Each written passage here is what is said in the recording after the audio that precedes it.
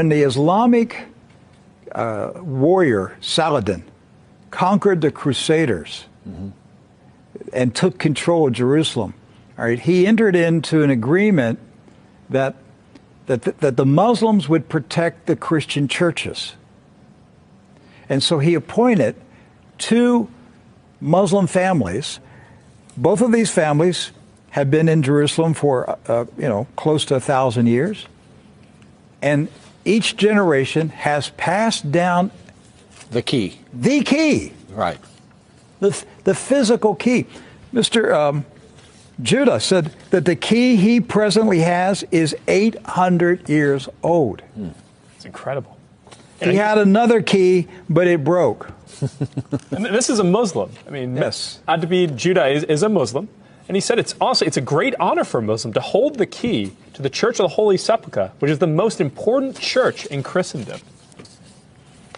That's not disrespect. That's, we don't hear this in America. We don't hear, because what we have been told is Christian Americans, you should hate Muslims, you should kill Muslims. Because they're going to tear down all the churches and basically just ransack them and everything else. But here we have 2 families that for nearly 1,000 years have actually been watching over Christian churches. That's right. So who planted into our minds here in America that we should hate and kill Muslims? Who planted that thought in our head? Because it came into our society after 9/11. That's correct. So 9/11 was a calculated, planned operation, and it changed everything in our country. And so we were saturated with media propaganda, which who owns the media in this country? So we're saturated with this media propaganda. You Americans, you need to hate Muslims. You need to go to war. You need to send your sons to go kill Muslims. All right?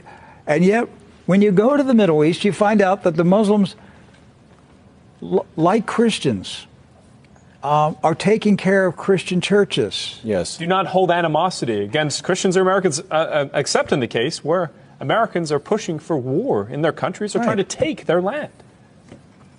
So they've lived together. They've lived together for centuries and centuries.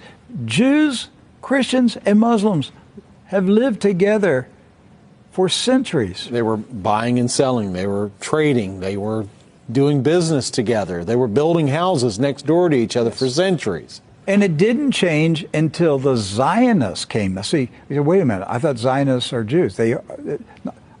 Not all Jews are Zionists. And not all Zionists are Jews. Right.